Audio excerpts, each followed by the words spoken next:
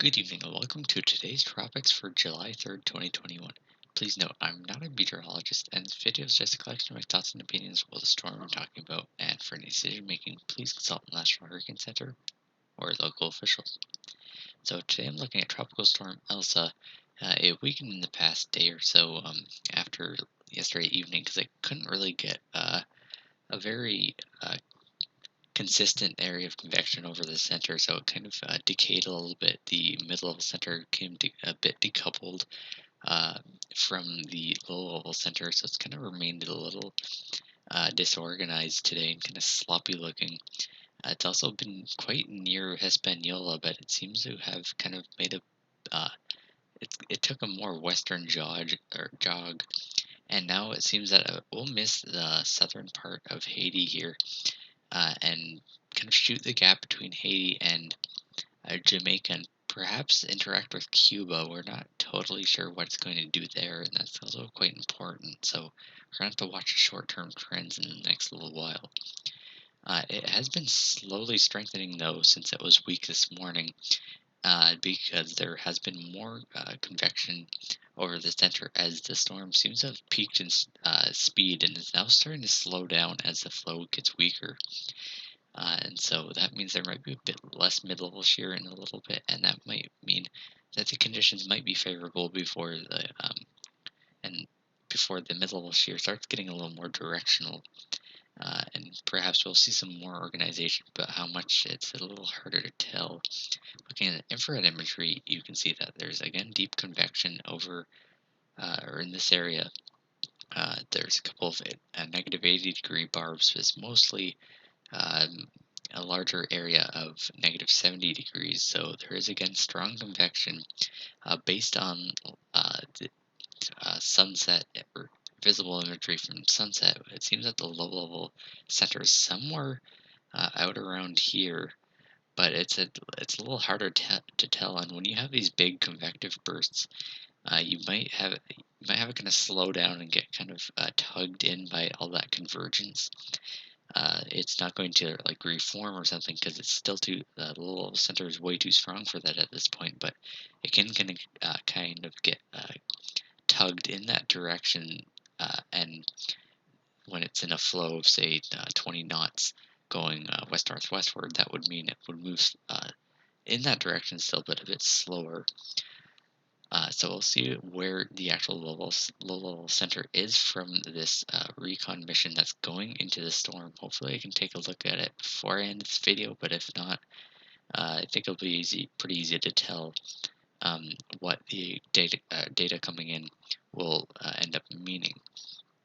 So we'll see if it is getting aligned, and if this is its chance to reorganize or just kind of stays kind of weak and sloppy for the next few days.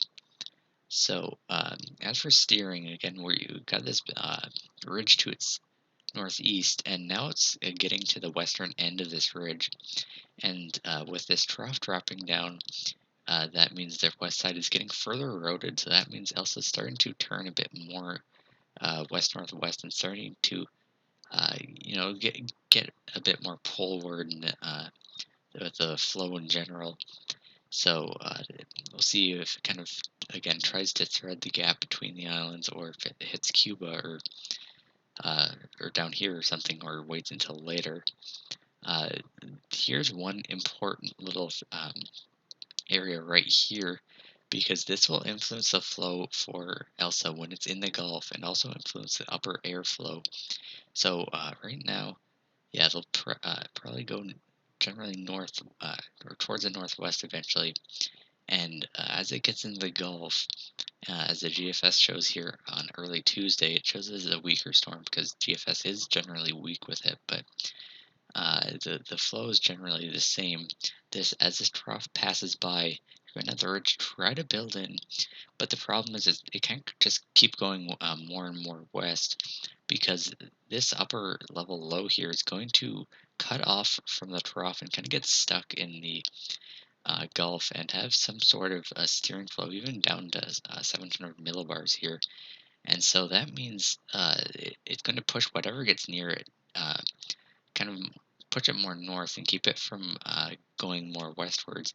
So, given that this is here, this will kind of set a western limit on how far Elsa can go. So it doesn't seem that west of the Florida Panhandle here, I don't think any of that area will be directly impacted by Elsa, even if there's a big west shift, because there is going to be that area here.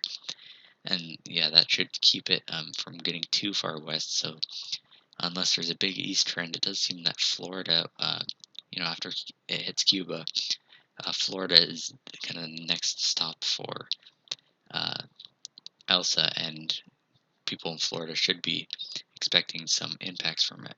Let's take a look at the short-term future while it's still in the Caribbean for Elsa.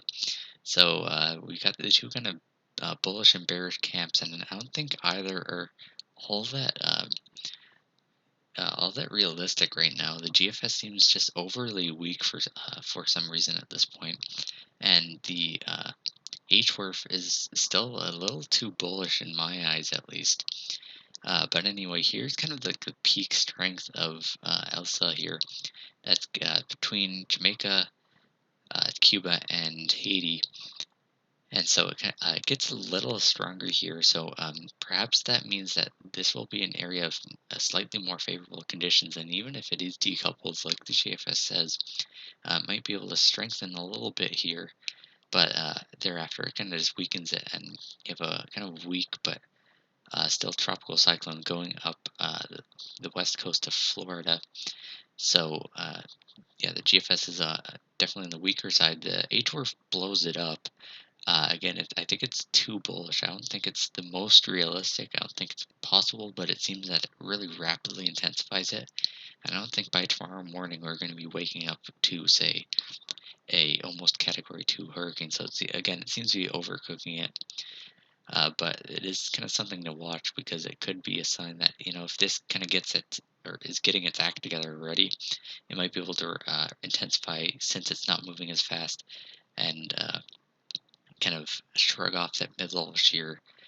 Uh, Again, I'm not sure if it's realistic, but don't kind of ignore this sort of signal, especially if it's from a reliable model, even if it kind of busts like it did yesterday, as the what ended up happening kind of favored the GFS camp rather than the HWRF camp.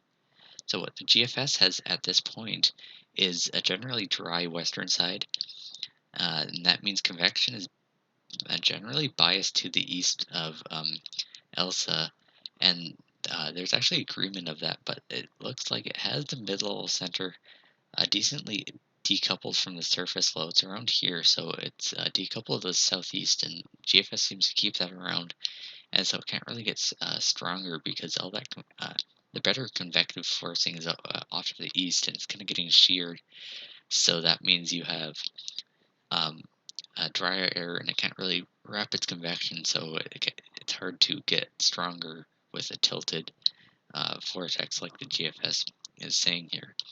Now the HWRF here, it actually does have the same moisture sort of thing. It has some of that moisture air off to the east of it because of that northwesterly middle shear, and has some of the drier air to the east of it. But if you look at the actual wind barbs, so this is kind of like a mid-level flow, you'll see it's even on the HWRF here, it's very slightly displaced to the southeast, but it's a lot less than the GFS, and it seems kind of lock onto the low-level center.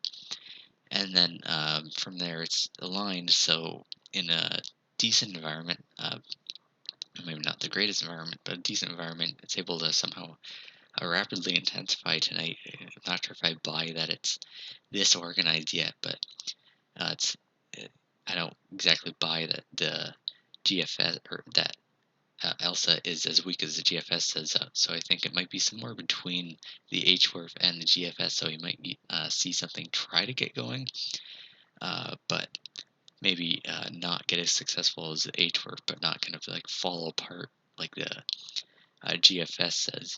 So we'll be watching to see if either of those are correct. And then for the Gulf, I would want to try to forecast there, but there's still a lot of uncertainty, because we don't quite know the track, and we do know it will hit somewhere in Cuba here. That it doesn't seem it's really in the cards for it to somehow go way west and miss Cuba. So it is going to hit Cuba somewhere, but the question is where. Is it going to kind of trend east or wobble north or something, and hit the southern coast here, where it's very mountainous, and that will kind of at least severely disrupt the Lowell Center, if not destroying it. And then you kind of get a sloppier storm going to north, and also you're left with a system that is also not able to strengthen for as long. Or does it kind of follow the kind of more west trend we've been seeing lately and kind of miss this area? Then what happens? It has some more time over water, and in a half decent environment, so it could try to get going. And then what happens there? Does it hit another mountain range and then get more uh, disrupted because of that, or does it kind of get lucky, so to speak, and find an area where land is more low lying, so that the Lowell Center doesn't really get as disrupted like what could happen if it hits the mountains. We don't quite know yet. We'll probably kind of know as time gets closer, but it's not really something that's easy to nail down even in the shorter term. So I'll have to see, what it looks like once it's hitting Cuba, because it could be just a sloppy weak storm, or it could be, a decent hurricane that's kind of like, category, let's say 2 at the very most, hurricane at this point. So that's like the ceiling, and with a kind of weak tropical storm as the floor here. So, what happens is it trying to form an inner core, and it doesn't really get disrupted, so it can kind of get itself going in the Gulf? Or does it hit mountains and it kind of gets shredded up by those? Yeah, it's hard to tell at this point, so we'll have to kind of watch for where it's going. And then we're going to, once it's in the Gulf, we do know one thing, and that is that the upper level low is going to kind of hang around in the Gulf. So there might be some southwesterly shear for the storm, especially if it's weaker, and so it might be able to strengthen because there's a little bit of divergent flow, but it's a little hard to tell at this point, just because we don't know how strong it will be, and if it's weaker, like the GFS has in this frame here, it'll remain displaced from this upper level anticyclone, and that'll help kind of shear from the southwest. So that would mean you'd have a sloppy, lopsided system. But if it's stronger getting north from Cuba, then you might have, or you'll have more outflow and kind of a better high pressure system aloft over it, just because of that outflow. And so that might mean it has less shear to deal with as it moves north. But again, it's kind of low confidence. So the forecast as it is in the Gulf is very low confidence at this point still.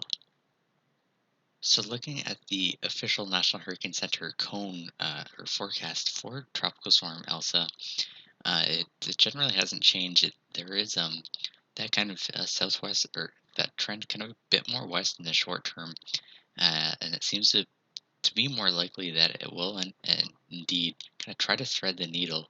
It even seems that it might actually miss the southwestern part of, or southeast part of, or southwestern tip of the southeast part of Cuba here, and perhaps have some more time over water before hitting Cuba.